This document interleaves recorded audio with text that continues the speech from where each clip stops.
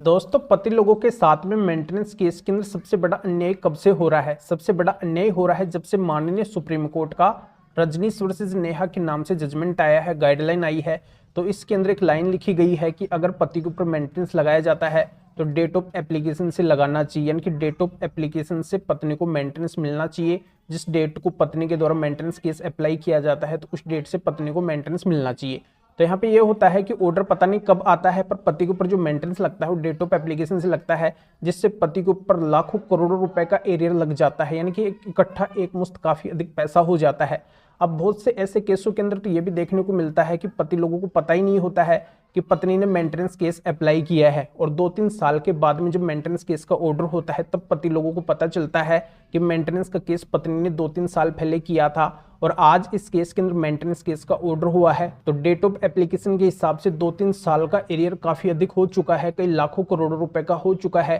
तो ये भी पति को देना पड़ेगा, यानी कि एरियर भी देना पड़ेगा और पर मंथ के हिसाब से मेंटेनेंस देना पड़ेगा, वो अलग है। तो यहाँ पे पति लोगों के ऊपर एक बहुत बड़ा भार हो जाता है फाइनेंशियल, कि इतना पैसा वो कैसे देंगे। तो यहाँ पे पति लोगों का यही कहना होता है कि अब ऐसा सिस्टम होना चाहिए कि हमारे ऊपर डिपेंड करना चाहिए कि हम पत्नी को मेंटेनेंस दे या फिर ना दे। तो बिल्कुल अब ऐसा ही होने वाला है, आपको अब ऐसा ही करना पड़ेगा, यानी कि ये आप ही के ऊपर डिपेंड करेगा कि आप पत्नी को मेंटेनेंस देना चाहते हैं या फिर नहीं देना चाहते हैं। तो यहाँ पे अब आपको पूरी आज़ादी मिलने वाली है, पर कैसे मिलेगी, इसके लिए आपको क्या करना होगा, ये पूरी जानकारी मैं आपको इस वीडियो के अंदर बताऊंगा। पर आपको वीडियो को बिल्कुल अंत तक देखना है, कहीं से भी स्किप नहीं करना है। और ये आपका अपना चैनल है, इसको अगर आप अब तक सब्सक्राइब नहीं करे हैं तो पहले इसको सब्सक्राइब भी कर दीजिए और साथ में बेल आइकन को भी दबा दीजिए। तो चलिए शुरू करते हैं। तो वेलकम दोस्तों, मैं हूं आपको अपने एडवोकेट जितेंद्र। तो दोस्तों यहाँ पे मैं क्लियर कर देता हूं कि जो रजनीश वर्सेस नेहा के नाम से माननीय सुप्रीम कोर्ट ने जो जजमेंट पास किया, जो गाइडलाइन दी, उसके अंदर ये लाइन जरूर लिखी हुई है कि पति के ऊपर जो मेंटेनेंस लगे वो डेट ऑफ एप्लीकेशन से लगे,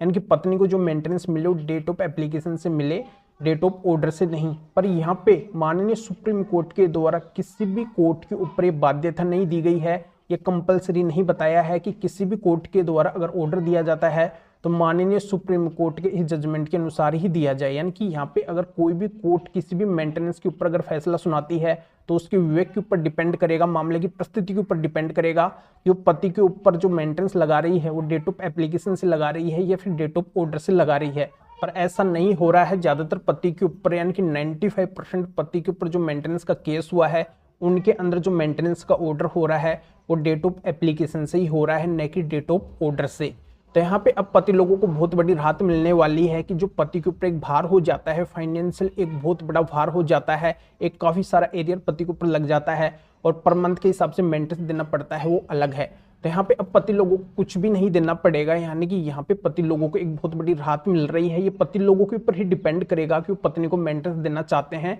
या फिर नहीं देना चाहते हैं। देखो कई केसों का जैसे मैं आपको बताया कि जैसे पति लोगों को पता ही नहीं होता है, जब मेंटेनेंस केस का ऑर्डर होता है तब पता चलता है कि पति के ऊपर इतना एरियर लग चुका है, पत्नी ने तब केस फाइल किया था, 2-3 साल पहले केस फाइल किया था, तब ये सारा एरियर पति को देना पड़ेगा। यहाँ पे अगर पति के पास में रीजन है, कारण है कि यहाँ पे उनके साथ में गलत हुआ है, तो वहां पे अगर वो कोर्ट पति की बात नहीं सुनती है, जिस कोर्ट ने पति के ऊपर मेंटेनेंस का ऑर्डर किया है, पहली बात तो उसी कोर्ट के अंदर री ऑर्डर का एप्लीकेशन लगाना है। पर वो कोर्ट बहुत कम पति लोगों की बात सुनती है। जो समझदार वहाँ पे मजिस्ट्रेट जज बैठे होते हैं तो वो तो जरूर पति लोगों की समस्या को समझते हैं, उनकी मजबूरी को समझते हैं और यहाँ पे पति लोगों की बात को सुन के और फ्री ऑर्डर करते हैं। पर बहुत से जज मजिस्ट्रेट अड़ियल भी होते हैं जिन्होंने जो फैसला दे दिया उसी के ऊपर कायम रहते हैं, फिर उसके अंदर कोई भी फेरबदल नहीं करते हैं। तो ऐसी स्थिति के अंदर अगर पति के ऊपर एक बर्डन आ चुका है, एक बहुत बड़ा भार मेंटेनेंस का आ चुका है और पति अगर उसको नहीं देना चाहते हैं, इतना देने की अगर उनकी क्षमता नहीं है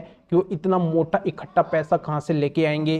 तो ऐसी स्थिति में जरूरी नहीं है कि जितना पति के ऊपर मेंटेनेंस लगा है, एरियर लगा है, पर मंथ के हिसाब से मेंटेनेंस लगा है, वो सारा का सारा पति उस पत्नी को दे। देखो दोस्तों, एक बात और मैं आपको समझा देता हूँ, इस बात की और जानकारी मैं आपको दे देता हूँ कि जब माननीय सुप्रीम कोर्ट का रजनीश वर्सेस नेहा के नाम से जो जजमेंट आया था, गाइडलाइन आई थी, और इसी के अनुसार जिन भी नीचे की कोर्टों के द्वारा मेंटेनेंस केस के अंदर डिसीजन दिया जा रहा था तो वो अपने डिसीजन के ऊपर कायम थे, यानी कि उन्होंने पति के ऊपर जितना भी एरियर लगाया है, पर मंथ के हिसाब से जितना भी मेंटेनेंस लगाया है, वो सारा का सारा एरियर और पर मंथ के हिसाब से जो भी मेंटेनेंस लगा है वो पत्नी को हर हाल के अंदर पति को देना ही पड़ेगा, कहीं से भी एडजस्ट करके देना पड़ेगा। अगर पति के पास में नहीं है तब भी पति को कहीं से एडजस्ट करके देना पड़ेगा। अगर पति नहीं देते हैं तो पति को जेल के अंदर जाना पड़ेगा। और ऐसे बहुत सारे ऑर्डर आए और पति लोगों को मेंटेनेंस नहीं देने पे, एरियर नहीं देने पे जेल के अंदर भी जाना पड़ा। पर अब वर्तमान समय के अंदर पति लोगों को ऐसे मामलों के अंदर बहुत बड़ी रिलीफ मिल रही है।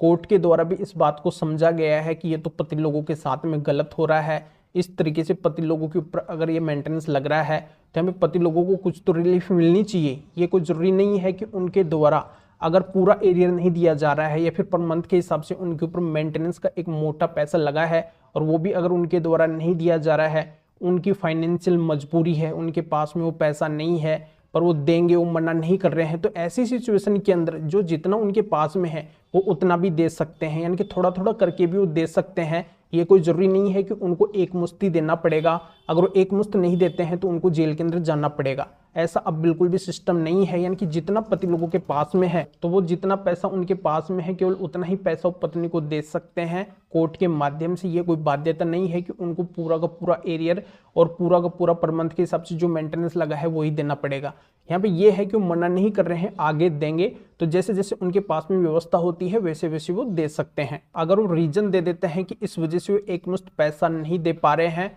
तो उनको जेल में बिल्कुल भी नहीं जाना पड़ेगा। तो एक तो ऑप्शन ये है। और दूसरा ऑप्शन यहाँ पे मैं बताता हूँ कि अगर मोटा एरियर पति के ऊपर लग जाता है या फिर पर मंथ के हिसाब से पति के ऊपर ज़्यादा मेंटेनेंस लग जाता है और वो पत्नी गलत है, मेंटेनेंस लायक है ही नहीं, यहाँ पे कोर्ट के द्वारा पति के साथ में गलत किया गया है, ऑर्डर गलत सुनाया गया है, पति उस मेंटेनेंस से बच सकते हैं, पति के पास में उस मेंटेनेंस से बचने के ग्राउंड है, एविडेंस है। तो ऐसी सिचुएशन में अगर पति के ऊपर फैमिली कोर्ट का ऑर्डर हुआ है तो पति को तुरंत हाई कोर्ट के अंदर जाना है, वहां पे रिवीजन पिटीशन या फिर अपील के अंदर जाना है और वहां पे जो ऑर्डर हुआ है मेंटेनेंस का उसकी कॉपी को लेके जाना है और उसके ऊपर सबसे पहले स्टे लेना है। यानी कि हाई कोर्ट के अंदर रिवीजन और अपील लगाने के साथ में एक स्टे एप्लीकेशन भी लगाना है। और स्टे पति लोगों को तभी मिलेगा जो एरियर पति लोगों के ऊपर नीचे कोर्ट के द्वारा लगाया गया है, फैमिली कोर्ट के द्वारा लगाया गया है, उसका अगर 10, 15, 20%, 30% जितना पति लोगों के पास में पैसा है वो अगर हाई कोर्ट के अंदर जमा करा देते हैं